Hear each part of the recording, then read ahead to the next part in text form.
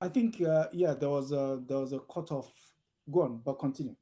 Okay, so right. Okay, so now you have a government that has not been able to tackle many of these legacies of apartheid South Africa. We're talking more than 30 years later. So how is it going to become easier? Mm. Now, the importance of messaging, of course, becomes very important. And that's why I go back to what I said earlier regarding this Trump agenda to bring the descendants of genocideers and call them victims to the United States. Yeah. Those are the kind of opportunities that you can use to make the argument. That's why this is precisely why we need decisive action to redress the legacies of apartheid. But you have the current president, Ramaphosa, the full-fledged capitalist, right? Who is a billionaire in US dollars, not just South African rand, right? Yeah, correct. So he's a very big accommodationist to global multinational penetration in South Africa. Mm. And there's no magic behind it to lift up the people that are really at the bottom. There has to be income redistribution. Hmm. Hmm. And if capitalist Europeans are drawing the line and they say, no way, you have a problem. You have a problem. Where's your momentum, right?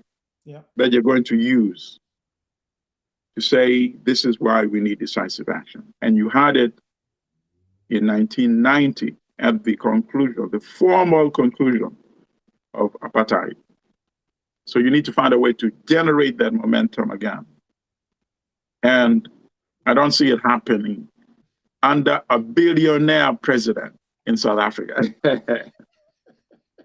whether he's African or not. Okay. You see, as Steve Biko correctly predicted. Anybody who has not watched that interview, go on YouTube and search for Steve Biko, B-I-K-O, interview. Interview is 27 minutes. And the most important part comes toward the end when he says, if we think changing apartheid is just replacing the white leaders with black leaders, we are going to be gravely mistaken. It would have been as if nothing changed. Did you say black looters? You know, the guy was prescient because he was speaking truth to power, you see. Yeah. Okay. So I'll continue. There's a part here I want us to have a look at. Vicoli, a former head of the National Prosecuting Authority, testified in 2015 that there were political interference by the government of Thabo Mbeki. Vicoli said the fear that members of the Mbeki's African National Congress were at risk of prosecution led the government not to pursue in all relevant investigations. Could that be the reason why we've not had the... That was part of it. That was not all of it. The biggest part was the economic aspect. But yes, it's true what you just read, because... So the economic interest of the players played a key Sorry? role in... Okay. It played the essential role, but what you just read also played a role in the sense that if you're going to prosecute the killers of people like Kalato, if you're going to prosecute the killers of people like Biko, you created this court and you said, quote unquote, both sides should come and confess to crimes. And then you have your own ANC members who said, oh, in the way, although I personally don't think these should be equalized and put on the same plane. So you have ANC members who say, course of fighting this racist apartheid system, you know, we also did this and that and that. So now, if you prosecute the killers of Biko, why will you not prosecute the ANC members who also admitted that they did this and that and that? Mm. So I think that's what the article is saying, that the ANC did not want to expose itself also to prosecution. You see? Okay. I think It's like, go on. another example is like the Kenya Land and Freedom Army, right? Yeah. Which the British demonized as the Mau Mau, right? Correct. So they attacked European civilians during the struggle, right? So now Mm. at the end, let's say they had a similar reconciliation commission. Are you going to be subject the same, the Europeans who killed Africans and took over their land, right? Okay. And then turned them into exploited wage labor on land that used to belong to them? Are you going to put them on the same plane with the resistance fighters? I find that very difficult to fathom, you see. In many liberation struggles, that's not, you know, the way it's been done. The way it's been done at the end of the liberation struggle, uh, obviously, not all crimes are the same, Definitely right? not. Definitely not. But in the case of South Africa, I don't see how you pardon the people who killed Steve Biko, to be honest with you. You see? I've always had a problem with that. Reconciliation is very desirable, but some crimes are beyond the pale. So I think that article is saying, not saying it the way I'm saying it, but they're saying the ANC did not want to be, you know, prosecuted, of course. But you only get to that position because you put everybody in the same Position. table, which I don't think was 100% correct. A fair assessment. Mm-hmm. Okay. I'm having some technical issues here. I think we'll have to resume next week. And again, I have to thank you for coming through. For some reason, I don't know why my camera has frozen on me, and which is quite. I can hear you though. Yeah, I know you can, but I mean, I can run the last story because, Okay. yeah. Okay, so if you don't mind, I'll run the last story. Hopefully, you can see my screen. Stop sharing this.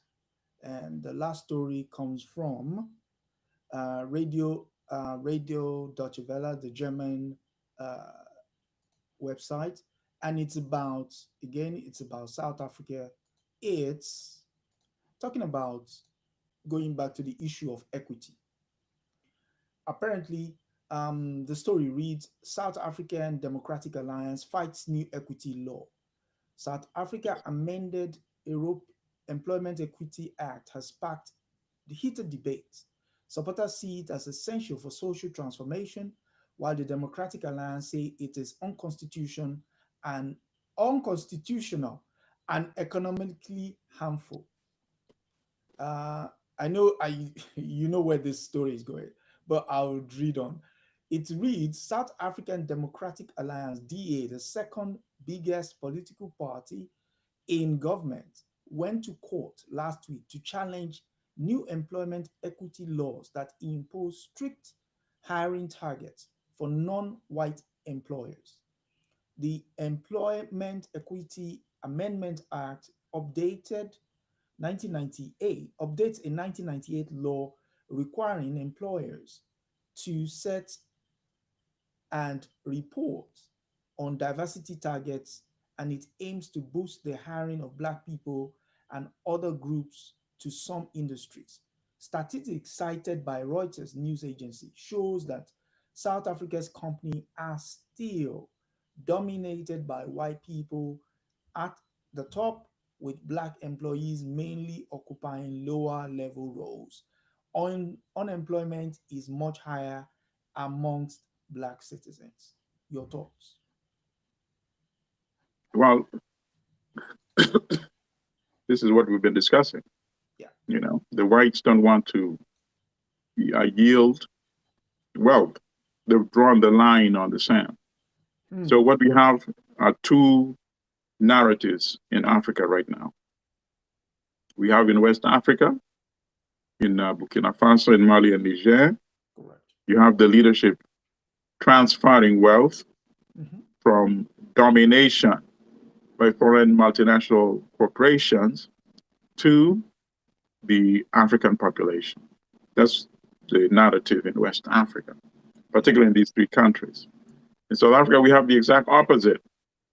You know, we have the multinationals because the economy is controlled and dominated by the multinationals, with their European representatives who are citizens of South Africa, drawing the line on the soil and saying, no, there should be no wealth redistribution. I don't think that's a tenable argument, really. It is not, you know. And I'm very surprised. They show to me a level of unintelligence, which is quite remarkable. So That for me, a European party could not sit down and say, listen, given the economic conditions prevailing, including unemployment of Africans or Black people, mm-hmm. 4 times more than unemployment of European. Yeah. Given the Demographics. brutality, the historical legacy, which was very brutal, given the dispossession, which has not yet been addressed, since we Europeans, 8% still control 72%. Should we not, Europeans, come out with a proposal to address these legacies so that we can have a prosperous, harmonious society? Think about that. Yeah. But they're incapable of doing that. Instead, they're arguing the opposite. Correct. Yeah. So that There should be less diversity mm-hmm. on the jobs. There should be less diversity in opportunities. There should be no land reform. It is appalling and very dangerous, by the way. Very dangerous. Because in the long run, you may find Africans that are less accommodating than the Africans that are on the scene today, you know? Which is what they And you're don't. the one that is actually creating that environment. Correct. You see? Correct. Which is what they refuse to concede to. Mm-hmm. And in fact, much more, double down. There is a double down. Yeah. And it's very deep seated. It shows that even all these years, even with the entire history of apartheid, mm-hmm. you do not see Africans as fellow human beings. Correct. There is a part Otherwise, nobody should be prompting you to make this kind of proposal that I'm suggesting right now. I mean, these are not even concessions. These are, like you said, these are proposals that if you want to engage in the society with, based on some sort of equity, you would embrace these reforms Mm-hmm. wholeheartedly without even being imposed upon. But right. there is Unless you see yourself mm-hmm. as a community of European privilege existing in Africa, but not really of Africa, which is actually, historically, which is exactly what it is, Mm-hmm. And it goes further. And one last part: debating fairness and power. The pro-business, that's the part you don't like. The Yeah, pro-business I'm going DAs. to actually write to them to stop that nonsense, The pro Stop the telling pro us it's pro-business, but tell us it is the white-controlled party. Yes. That puts it in much more better context. Yeah. The pro-business DA said the act violates anti-discrimination clauses can you imagine, in South Africa's constitution and gives the state too much regulatory power. Helen Zille, chair of the DA Federal Council, said the new law will drive unemployment up economic growth down and make far more people marginalized in our economy than currently are. She added, the legislation is unfair and gives totalitarian power of social engineering to the country's labor minister. I don't even know Yeah, what to say. these are very repulsive statements. I don't You even know know, what to say. the social engineering was conducted by the architects of apartheid. So now the victims, you accuse them of social engineering. Hmm. Can you imagine? It's yeah, it's the level. It's very disgusting, quite frankly. I mean, when we were dealing with the But it story, just confirms what I just said a minute ago. It yep. is greed of the ultimate order. Hmm. Hmm. Hmm. I mean, when we're talking about the Only, story, only to them, only Europeans are entitled to the good life, to wow. live the life of comfort, to have decent education, decent homes, Hmm. decent food, enjoy entertainment, enjoy healthcare.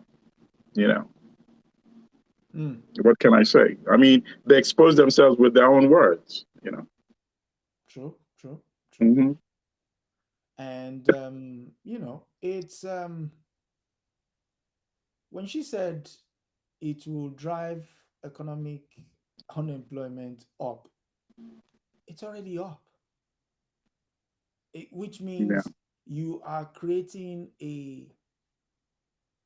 I don't even know what kind of narrative we can call that, if we can call it a narrative at all, other than just saying something to say something. Yeah, I don't think we should give her too much attention. Okay. It's just a European protecting European privilege, and yeah, Anyway, yeah. um, And you yes, notice, and I would invite listeners yeah. that they should go back and look at some of the articles we've analyzed. And once they like some suspects, they keep calling and quoting the usual suspects again and again, Mm, which of mm. course also is a revelation that these publications also have their own Own agenda, which agenda. of course, Mm-hmm, mm-hmm. there's no secret about it. That's what we discuss every week, you Yeah, know? yeah, yeah, yeah. Because I mean, basically parroting the interest of the host nations. In the case of Correct. this is a German, this is a German publication, which it's Dutch, quasi Dutch affiliation. So you can only guess who they would go to and then trumpet whatever that person says without, you know, I mean, sometimes what what sends me up the wall is when these journalists go out and pen stories like this, do they read it back to themselves? But it's our job to also Mm, mm, check them. mm. And we have evidence that it's worked many times. Hmm. And to be frank, it's not only the journalists, it's the people that produce it's the editors, the producers, Mm-hmm. they check the tone. They, after a while, journalists know which kinds of stories are not going to get wide play. And of Yeah. course, every journalist wants her or his story to be widely disseminated. Mm, So sometimes when they see producers, editors um, suppressing certain types of stories, they start conforming I mean, and become conformist as well. mm, mm, Uh, Not all journalists, of course. There are few who are exception and say, I don't want to be a part of this. hmm, hmm. But many are dependent on their jobs for their paycheck, right? True, So true, that's an issue in itself as well. true, true, true. Anyway, we leave to continue next week. Again, thank our listeners and viewers for tuning in. Um, Technical hitch on my end. My camera has decided to rest on me. But again, kudos to the good comrade, always coming through with analysis, spot on. And again, what we do without you. Hopefully, your cold, you recover fully from your cold. Yes, And sir. yes, you were talking about books earlier. Yes, I would love to come to New York to get some books, but apparently, if we do say that at the port of entry, Mr. Trump is going to turn us Come back. after the midterm elections. I think things will are going to change decisively, Okay, and okay, and okay. the tone will become very different. So it's not too far. It's not too far from that. In a Because year's I time. do, because I do miss my books. I do miss my books, and yeah. So yeah, okay, okay. Again, your last words. Aluta continua, sister and Yes. brothers. See you next week. And from me, it's also see you next week, and hopefully be able to wave to you and thank you all for coming through. Speak to you next week. Bye bye.